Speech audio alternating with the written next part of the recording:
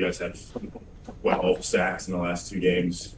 I mean, the pressure was enormous on Dylan. What did you see that was different, or what has been different for you guys so far in the playoffs? I think we have really good preparation. I think the playoffs, obviously not being in school, we've got a lot of extra time. I think Coach Day has handled the schedule really well, and I think all the coaches prepared us really well for the games. And I think that shows up in the game. I think our preparation has been better than the last 2 teams we played. Going to go over to the right here, Tim May, Letterman Row. Yeah, Sonny, I wonder if you could summarize Cody Simon in a nutshell. What makes him tick? What level has he been playing on for a while now, et cetera? I think the way he plays is just a product of him doing everything the right way. And obviously he's a great athlete, great player, great instincts. But I think the thing that sticks out to me about him is the kind of person he is. He's an amazing person, one of the best people you ever meet. He does everything the right way, how it's supposed to be done, and he's getting the fruits of his labor. So I'm happy for him. Do you feel like you and he are really clicking right now? I mean, how long have you had that feeling, I guess? I mean, I've had it for a while. I think Cody, he's made me a lot better player. It's been a blessing being able to play next to him. I think he's helped me a lot. Obviously, he's a very experienced guy. He's a great player. So he's helped me along with a lot of different things, helped me learn stuff on a faster rate. Go to Rob Aller, Columbus Dispatch. Is Sonny, Jack and JT play on opposite sides? Are they opposite people? Personalities? I think they're different guys, but they're similar in certain ways. But I love them both. They both got high motors. I think that's something that makes them similar. And they just love ball. They love their teammates. They love playing for each other. They're more excited when the other guy gets the sack more than they are when they get their own sack. So I think that speaks volume about their character. Off the field. I mean, just off the field. I think JT's a little bit more low-key off the field. I think Jack, he's kind of always like a high-energy guy. JT can kind of be a little bit more low-key sometimes, but they both just love this team. We all love hanging out with each other, so I mean, I guess you could say there's someone in that way. We'll go to Bill Landis, Kings of the North. Sonny, Ryan said that when he was driving back on the bus, he was on the defensive bus, and he heard you guys just talking ball the whole way, talking about stuff that happened throughout the game. How connected are you guys right now on defense, 1 through 11 or 1 through whatever, 13, 14, however many you guys play? I think we're really well connected. I think you see it out there when guys are making plays, guys running up to hype up the other player, things like that. But I think what really makes us go is the guy next to us. I think we all trust each other, we believe in each other, and we want to play for each other. So there's no one's out there with any kind of selfish intentions. It's just playing for the guy next to you. Going to go one more question here locally, and then I'll let Scotty take it over for anyone on the Zoom. Over to the left, Steve Hellwagon, 24/7 Sports. I got 2, but they're not real involved. One, how have you improved from game 1 to game 14 doing this? You've never played this position prior to this season. Just in your mind, what are the areas that you've improved, I suppose? I think my footwork improved over time. I think early on in the season I kind of messed myself up with my false steps, crossing over, kind of made me a little bit slower to play. So I think I got better at that. And I think I got a little better at kind of trusting myself on certain plays. I think it's something I still need to work on. Still got a lot of work to do. But I think the biggest thing at linebacker, you got to just be instinctual and just go. You can't try and overthink things and try and overprocess it because then you'll be slow to the play every single time. And Arvell Reese, just what have you seen out of him coming on this season, and it looks like he's ready to take over when Cody's done. Is that kind of how you view it? Yeah, I mean, I think he's going to be he's a great player right now. He's going to be a really, really good player next year. Obviously he's a physical specimen, big guy, fast, can run, can hit. I think the biggest thing, he took a huge leap this year in terms of the mental part of the game. I think he has a great understanding of the game. Be able to play Mike linebacker, you got to be a smart football player, and I think he took a huge jump in that part of the game this year. We'll throw it to Texas and Scotty. Yes, sir. We have 2 questions on Zoom. Our first is going to come from Dan Hope from 11 Warriors. Go ahead, Dan. Hey, Sonny, you talked about how you guys prepared going into those first 2 games. How do you guys make sure you keep that same edge going into this third game? Yeah, I mean, I think Coach Day has been doing a good job making sure there's no let off. Last 2 weeks really don't matter if you lose this one. So we're not really focused on anything that's happened in the past. It's a clean slate, and we're just focused on beating Texas. They've got a really good team, a really talented team, and we know we got to bring our best to be able to win that game. Our next question is going to come from Kurt Bowles from the Houston Chronicle. Kurt, go ahead. Morning, Sonny. Good to see you. I was curious how you assess Texas offense, and they've had their struggles in the running game. So they look like a team that's kind of pass heavy and leans into the pass first. And how would you evaluate that part of their game? I mean, you could say they struggled the past few games with the run game, but I think they got a super explosive run game. If you watch the Clemson game, I think they put up almost 250 rushing yards or something like that.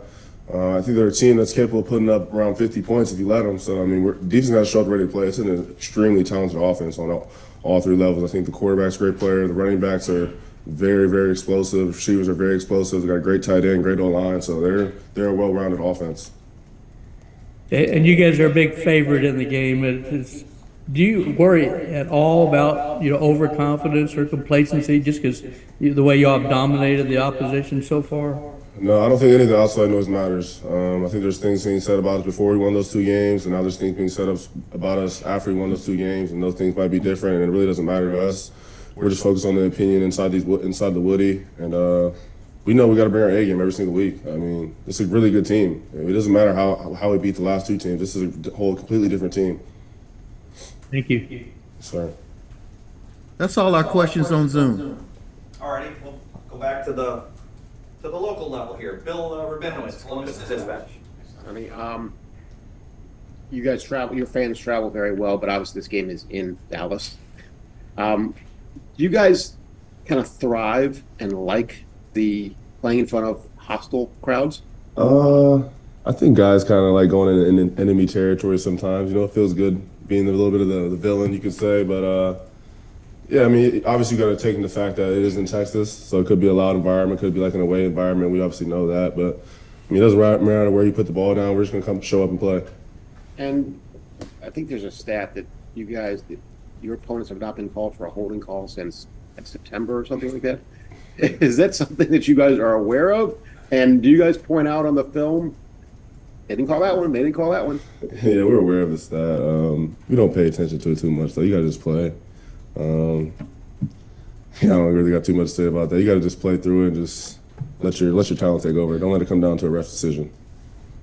Over here to the right, Austin Ward, the podcast. Sonny, it didn't feel like against Oregon that you guys had to blitz as much as you had been in maybe some other games in the second half of the season. Why is that? What does it allow the linebackers to do when you don't have that responsibility? What made that a successful approach on Wednesday? Yeah, I think when you got as talented as guys we do up front, with those 4 guys up front, I mean, a 4-man pressure is feeling like a 6-man pressure to the quarterback, so you're able to drop everyone else in the coverage. So it makes it a lot easier on our defense when the defensive line is just taking over like that. I mean, it's tough for an offense to do anything. You got four-man rush, feel like 0 coming at you, and then you got everyone dropping in the coverage, kind of just shelled over the field. So, I mean, it's definitely makes the defense a lot easier for everyone else when the defensive line's playing like that. I think Jim Knowles had talked about this a little with having so many veteran players that you could make different game plans. You don't have to just be, pigeonholed into one thing week after week. Does it feel when you get in there and you guys start game planning like they are very different for every opponent for you guys at this point? I mean, I don't know if I'd say that. I think they keep it simple enough where guys aren't like confused when we're doing. I mean, it might like look like that for like the quarterback. Like we might be giving them different looks and things like that. But I don't think it's overcomplicated at all. But I mean, that might just be because we got a veteran defense as well. So could be a little bit biased, but that's kind of the way it feels. It doesn't feel overly complicated or anything like that. We'll go to Joey Kaufman, Columbus Dispatch. Sonny, how do you think it's helped you guys to have Caleb Downs drop down more into the box? Late in the season, we've been doing that. Seems like more. How does that help you guys? Yeah, I mean, I think both our safeties have done a really good job, dropping down in the box and being able to come down fast and run support. I mean, I think when you see guys coming from 12 yards and they're making tackles for 2 yards gains, that's pretty impressive. I mean, you saw Latham last game come from the weak side boundary hash about 10, 12 yards deep, come down, hit the dude at 2 yards and almost knock him out. So, I mean, both our safeties they're super impressive in the run game. So it definitely helps with the defense. Usually when you're dropping the safety in, usually those are 4-yard runs, 5-yard runs, and they're stopping for 2-yard runs, no yard runs. So super impressive, and it helps the defense out a lot. We'll go to Jeremy Birmingham, the podcast.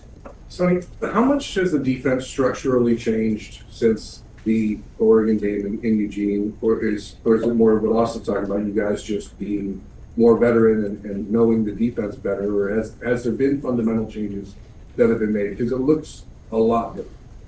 Yeah, I mean, I think there's been some changes, but I think a lot of it's been a mentality of trying to just be more aggressive, and we're just trying to just having an aggressive mindset. I think you've seen that when it showed up on tape with the pressures, the TFLs, and things like that. And I think we've gotten a lot better since the beginning of the year, and we kind of improved on the issues that's shown up each week because the issues are always there. And I think we've improved on those really well, and then obviously we look like a completely different team now. Have you guys seen different aggressiveness from the coaching staff since then? I mean, not just Coach Knowles and individual position coaches like Coach Laurinaitis, but even from Ryan Day. Like, has he been a different type of leader?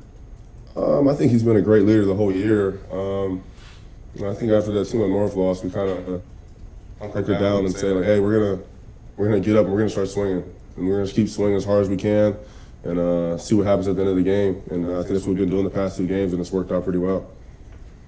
Going up next to Mick Walker, Letterman Road. Sonny, you mentioned a great tight end earlier. What stands out to you about Gunnar Helm, and how do you kind of take out a guy that's become such a focal point for their offense? I think he runs great routes. He has good hands. I think they set up some really nice plays for him. Like you see some of those plays where he kind of sneaks out of the protection and comes out wide open. I think the biggest thing that stands out is probably the routes and the hands. He's super impressive for a tight end. Obviously you always be aware of where he's at on the field, and there's going to be some explosive plays set up for him. Any other questions here? Yes, locally? quick. Yeah, absolutely. Yeah, Tim May, Letterman Road. I'm sorry, didn't mean to interrupt you, Jerry. Quinn Ewers in a nutshell, how would you describe him to someone? Because he seems even more effective when he kind of gets out of the pocket or moves around and stuff. Sonny, what do you see when you think of him? I would say the capability of early on in the game, him getting his routine, like some of those routine throws. They run the ball, then it's play action shot, 50 yards downfield, things like that. I think he does a super good job of that. Being able to sell the play action, pull the safeties up, and then hit you downfield with a 60-yard bomb, thing like that. So I think that's the biggest thing that stands out to me on film. He's a super talented quarterback, super talented arm talent. He can get the ball out in many different ways.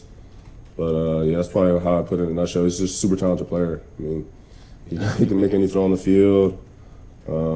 Like you said, he can move around a little bit. I don't think people respect that enough. His legs, he can move around and extend the plays and hurt you downfield. Is it really odd? The guy used to be in this building at least for 4 or 5 months. I wasn't really here with him, but I don't think it's really odd. We played some former players before, but obviously he's a talented player. I think a lot of guys have a lot of respect for him, so it's just gonna be a good matchup. Excited for it. We'll go to Bill Rabinowitz, Columbus Dispatch. Yeah, I don't know when we'll talk to you next. I'll ask you now. I'm sure it's the last thing you're on your mind when we talk about. Do you have any idea what you're going to do about next year? I mean, you obviously can go to the NFL. Do you have any thoughts on that right now? No, I haven't thought about it at all. Just worry about winning. Scotty, that's it from Columbus. For Sonny Styles, any more on your end? No more on our end. Thank you, Sonny. Well, thank you.